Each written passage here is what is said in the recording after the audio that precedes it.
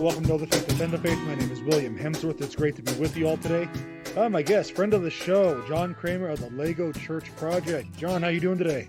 I'm not doing too bad. Thanks for having me again. Oh, no, my pleasure, man. Absolute pleasure. How's your Lent been going? Oh, no, your Lent. It's everyone's Lent. How's Advent been going so far? Not doing too bad, actually.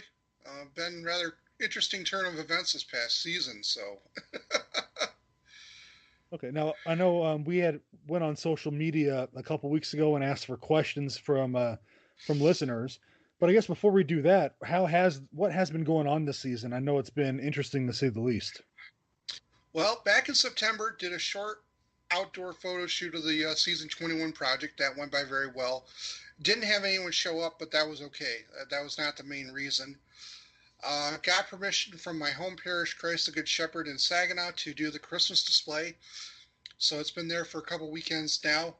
Very well received over there, thankfully. My only public display, but for me it's like personally the most important one since it is the last display. So unbroken, even of the pandemic, unbroken chain of displays since 2003. Year 17, next year will be year 18. Kind of a surprise, but grace of God, man. And plus, I've been doing a lot more podcasts. I think I've done I'm figuring between the different shows, about 7 or 8 shows this last year, which is a record. So for someone who has not been able to get out much with the project, I've certainly been busy. Well, that's great. And one was Father Looney's, and then one was Trent Horns as well. So some good ones. Yeah, I think Travis Davis as well, relative new one. Did a good one. Also was on Faithful, and then I got Many Thoughts coming up too, recording with him. Oh, Efren's a great guy. I love Efren. Yeah, so I'm looking forward to that one, and then I've got another one booked in January. Great. Now this you said this display was at your parish. Now, I think you said before we went on air that you have a new priest. What did he think about it? He loved it. Father Bill, he came over from the cathedral, and he just loves it. He was looking it over. Probably one of the more energetic ones that has actually taken the time to actually see what I'm doing. And what was a nice touch is I ended up back in, I forgot when, September, October issue of our local diocesan magazine. They finally published a story on me that they had written back in March. And so they actually have a copy of it. I've got on one of the photos where you actually have to see a copy of me working on the project, and that's the one that's on display. Oh, cool. So what are the plans so far for next season? Gonna do a little bit of a redesign. I've got some ideas that I liked in season 21 that I'm gonna replicate. Gonna go with the same kind of horseshoe design for the upper balcony since I like it. It allows a lot more space, but also allows me to have more lights underneath the project. So we're gonna work on that and figure out what's going on with that kind of idea. Not exactly sure what the shape's gonna be, but I never know what the story's going to be until I sit down with the bricks. All right. Let's get some questions. Like I said, we went on Facebook, we went on Twitter, and said that you were coming on, and we wanted some questions. So first and foremost, my friend Levi. He's a worship leader at the Southern Baptist Church in my neighborhood. He's like, dude, this sounds awesome, but I have to ask, what is the Lego Church Project? So maybe you can give us some background on how you started and maybe how it's evolved. Well, the Lego Church Project is 2 components. You have the fact that I take about a month and a half to 2 months to build a massive Catholic parish out of Lego bricks.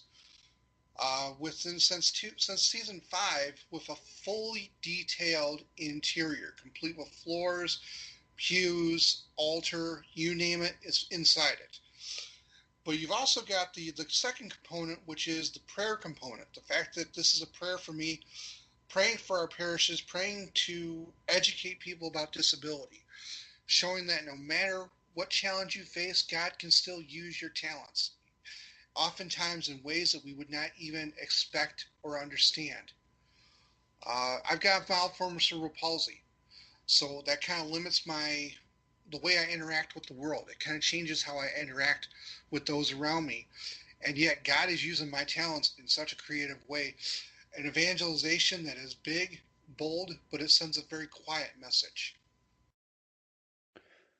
And for listeners who are listening, if you heard some screaming in the background, my kids are deciding that right now is a good time to fight over what to watch on Disney Plus. All right. Okay. uh, So my apologies. no worries, man. No worries. All right. So the next question comes from my wife's cousin Phyllis, who actually lives in Ann Arbor, and she wants to know how. Well, she has several questions because it's the first time seeing what the project was. But her first question she had is, how do you decide what churches that you're going to build? It's kind of funny. I never know where the story is going to take me until I actually sit down with the bricks. Once I get the basic layout together, I can go in with 1,001 ideas of what I want to build. I can have the best laid plans, but those will often go to the wayside once I sit down with the bricks.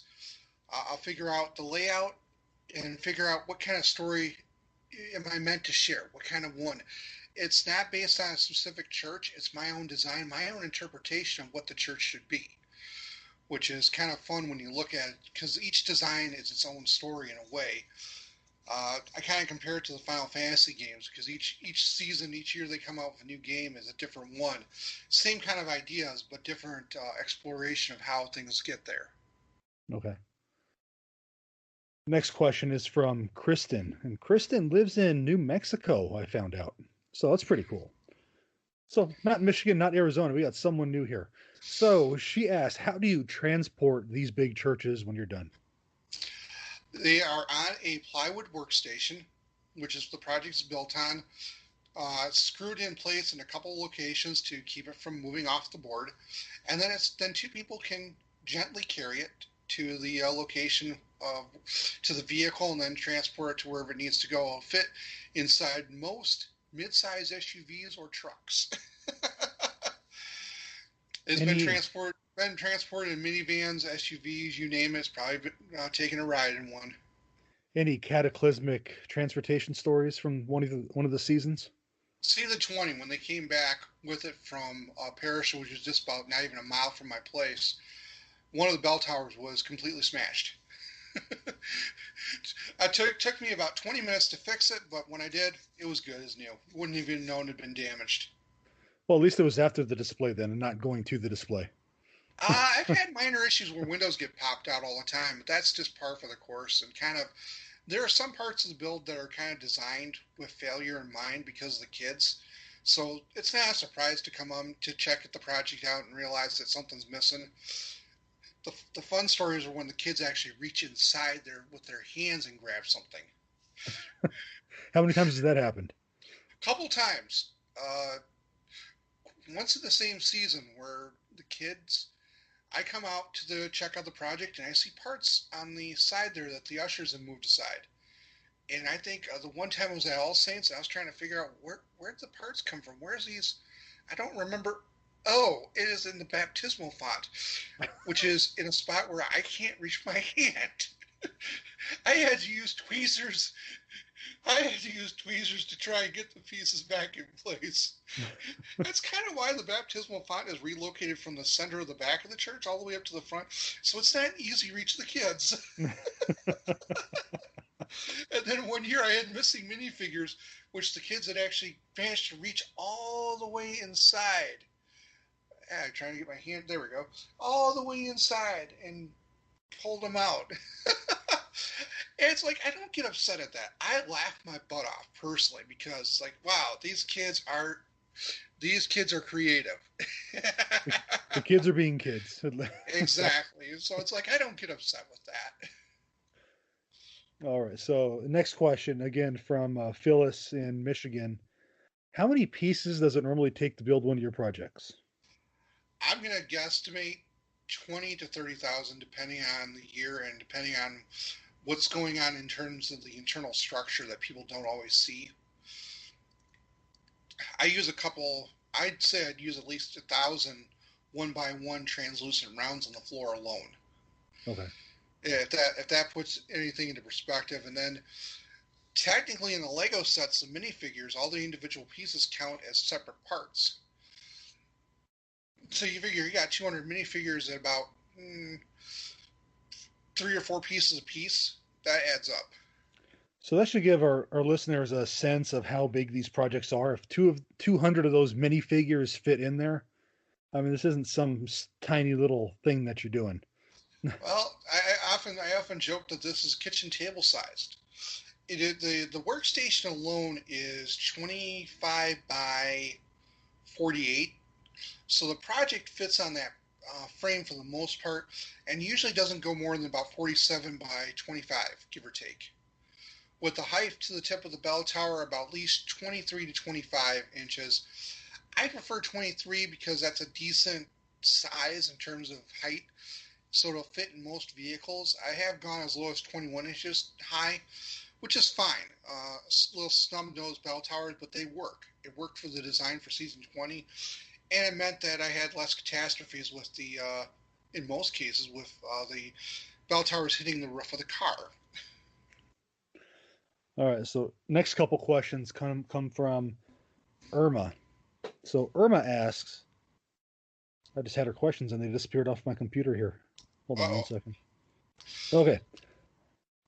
Irma asks, how did you get started doing these projects? Well, I started doing the churches when I was a kid. They were just rudimentary structures, nothing elaborate. What happened was in my early 20s, I had a chance to actually do a first display outside of family at the charismatic prayer community in Flushing, and I still love that group over there, the Mount Zion community. And that was my first time ever taking this public. So that's kind of how the project kind of came about. It kind of really didn't catch its name until about season 4, when I started doing the Christ the Good Shepherd display. My parish growing up, that was the parish I grew up in. I was living in Flushing at the time. Their parish is in Saginaw, which is about 20 minutes away from there. And so ever since that Christmas time, that's really when the project kind of really took off. And of course, this is back in the early days before social media was a thing. There were photo hosting sites that were starting to emerge, and I was one of the early adopters of that. So, so is this actually, were these precursors to Flickr or things like that? Yeah, exactly. It was called a Brick Shelf. Okay. I think they're still around too. It was a very clunky system, but it worked. Okay, not something you could put on a business card though, link-wise. No, you have. I mean, we'll get to Irma's other question in a moment, but you have other things associated with the project too. So I mean, you're on Facebook, Twitter, and then you have a blog as well. Yeah, the Praying at the Bricks blog was mainly started as a collection of my writings I was doing on Facebook, because all my friends and family would see my posts and, oh my gosh, Sean, you got to do a book, which I'd like to do at some point. I think that's definitely in the cards. So collecting the writings together, kind of getting an idea of what I would like to write about. When I write from the heart, I find that a lot of people really kind of resonate with the stuff. And it's good for me too, because it expands my ministry a bit more. Okay. So Irma also asks, she asks, how do you get your Legos? Do you go to the store and buy them, or what?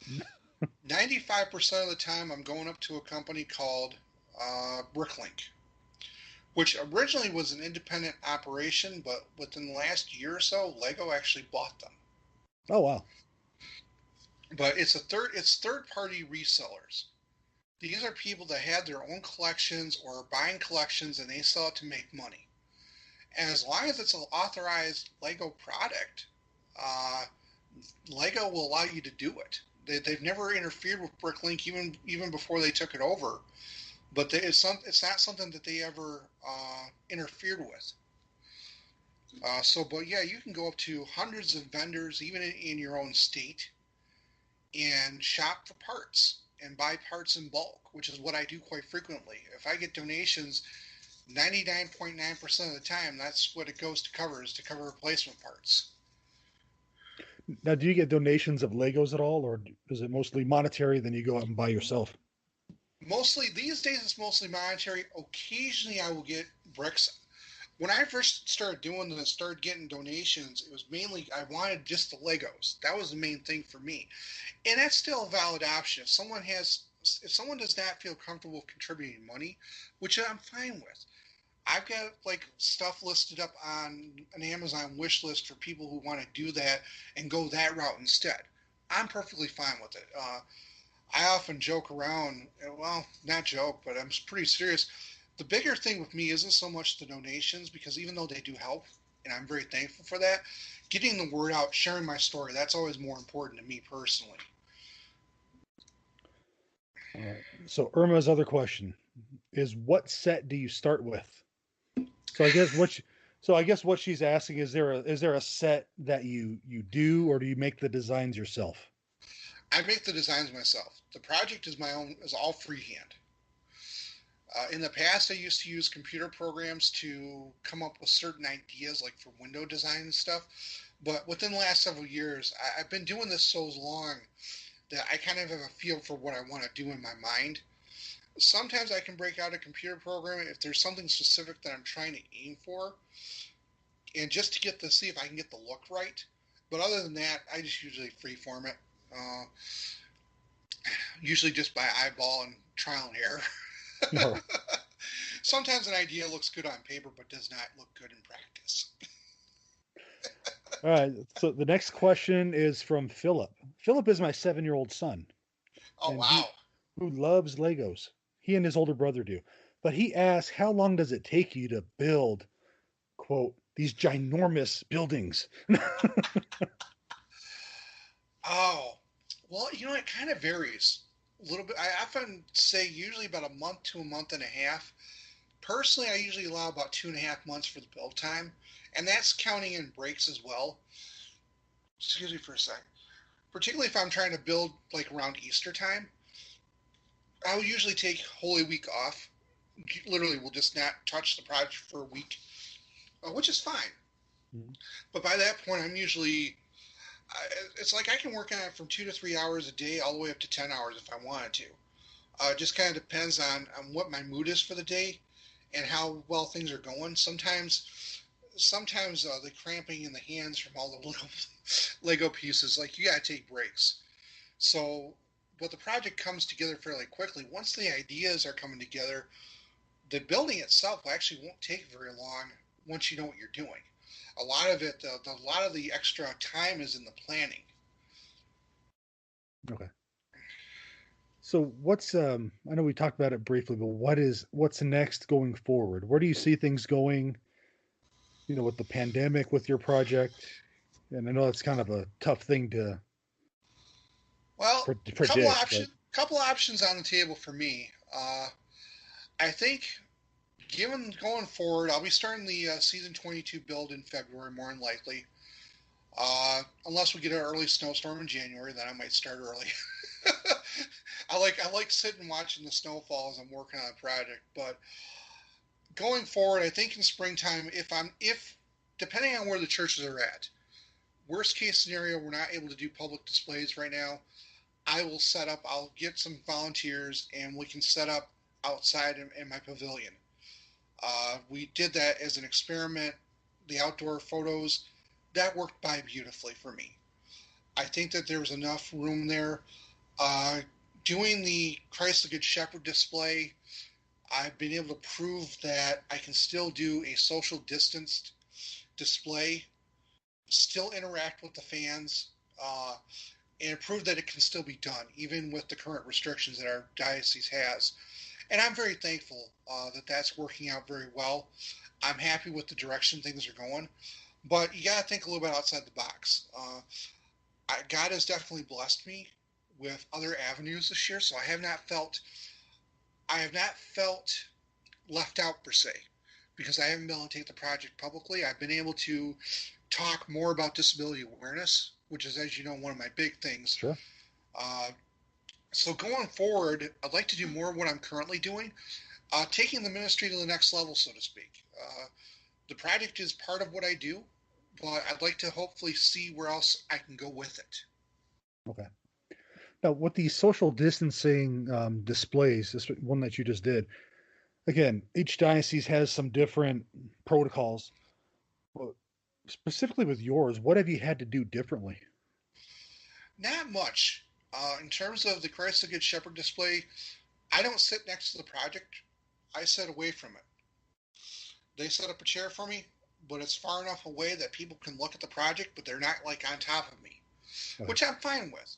I can still be available to answer questions, point out things, but it gives more people a chance to actually see inside the project and see it up close, but without the worry of me being around, so to speak. So